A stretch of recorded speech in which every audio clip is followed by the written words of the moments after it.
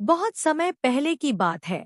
एक हरे भरे जंगल में विभिन्न प्रकार के पक्षी रहते थे। उनमें से एक थी छोटी पर बेहद चतुर चिड़िया जिसका नाम था चातकी। चातकी के बारे में कहा जाता था कि वह न केवल तेज उड़ान भरती है बल्कि अत्यधिक बुद्धिमान भी है। उसके इसी गुण के कारण जंगल के सारे पक्षी उसकी प्रशंसा करते थे, लेकिन कुछ पक्षी उससे ईर्ष्या भी करते थे, खासकर गरुड़, जो अपनी ताकत और तेज उड़ान के लिए जाना जाता था। गरुड़ को यह बात बिल्कुल नहीं भाती कि चातकी को उसकी बुद्धिमत्ता के लिए इतना सम्मान मिलता। एक दिन गरुड़ ने चातकी से कहा, तुम अपने आप को बहुत बुद्धिमान समझती हो, लेकिन याद रखना, जंगल का सबसे शक्तिशाली और तेज उड़ने वाला पक्षी मैं हूँ। तुम्हारी चालाकी मेरे सामने कुछ भी नहीं। एक प्रतियोगिता कर और यह साबित कर ले कि असली विजेता कौन। चातकी गरुड़ की चुनौती सुनकर शांत। वह जानती थी कि गरुड़ बलवान और तेज उड़ने वाला पक्षी, लेकिन चातकी ने अपनी बुद्धि और चतुराई पर भरोसा।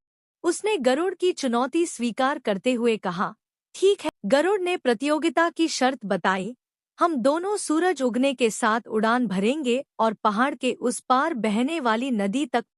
जो भी पहले वहां पहुंच जाएगा वही विजय। चातकी ने सहमति में सिर हिलाया, लेकिन उसकी आंखों में एक चतुराई भरी। उसने समझ लिया था कि गरुड़ शारीरिक बल के दम पर प्रतियोगिता जीतने की कोशिश, जबकि उसे अपनी बुद्धिमत्ता का सहारा ले। अगले दिन सूरज उगने के साथ ही प्रतियोगिता। जैसे ही सूरज की पहली किरणें धरती पर पड़ी, गरुड़ अपनी शक्तिशाली पंखों को फैलाकर तेज गति से उड़ान।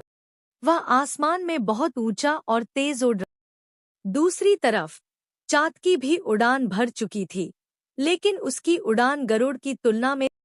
गरुड़ ने देखा कि वह काफी आगे निकल चुका है और मन ही मन सोचने लगा, यह तो आसान, चातकी को मैं आसानी से। गरुड़ ने अपनी गति बढ़ाई और कुछ ही देर में चातकी की नजर से ओझल हो गया। लेकिन चातकी घबराई नहीं, वह अपनी योजना के अनुसार। चातकी ने देखा कि गरुड़ तेज उड़ान के कारण जल्द ही थक। उसने एक चतुर योजना। वह सीधे नदी की दिशा में न जाकर पेड़ों के घने जंगलों के बीच से उड़ने लगी, जहां हवा की दिशा और गति गरुड़ के मुकाबले उसे अधिक सहायता प्रदान कर। उसने छोटे छोटे आराम के पल लिए, लेकिन हमेशा अपनी मंजिल की ओर ध्यान बनाया। दूसरी तरफ गरुड़ ने लगातार तेज गति से उड़ान भरी और उसकी ताकत धीरे धीरे घटने। गरुड़ यह सोचकर शांत नहीं हो रहा था कि चातकी उससे बहुत पीछे है और वह आराम से जीत जाए। लेकिन थोड़ी ही देर बाद गरुड़ को अपनी थकान का एहसास। उसने एक पेड़ की शाखा पर बैठकर थोड़ा आराम किया, लेकिन उसकी आत्मविश्वास भरी सोच ने उसे लापरवाह बना दिया। वह बहुत देर तक आराम करता रहा। इस दौरान चातकी अपने चुने हुए रास्ते से तेजी से आगे बढ़ती रही।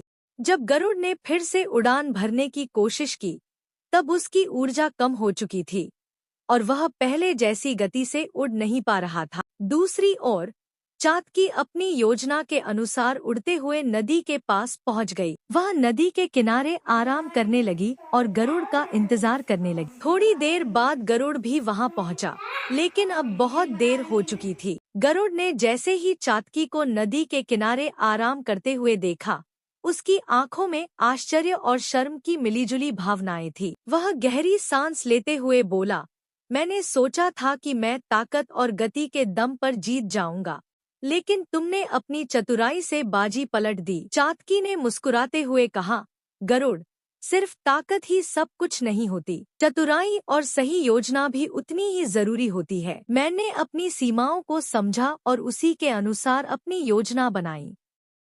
गरुड़ ने अपनी हार मान ली और कहा, तुम सचमुच बुद्धिमान हो चातकी। तुमने मुझे सिखाया कि कभी कभी कम ताकतवर होना भी जीत का कारण बन सकता है, अगर उसके साथ चतुराई हो। इस प्रतियोगिता के बाद जंगल के सभी पक्षियों ने चातकी की चतुराई की प्रशंसा की और गरुड़ ने भी उसे अपना साथी मान लिया। इस कहानी से सभी ने यह सीखा कि सिर्फ शक्ति और गति ही नहीं, बल्कि समझदारी और सही योजना से भी बड़े लक्ष्य हासिल किए जा सकते हैं। सीख, चाहे आप छोटे और कमजोर क्यों न हो, अगर आप सही तरीके से सोचें और काम करें, तो आप किसी भी चुनौती का सामना कर सकते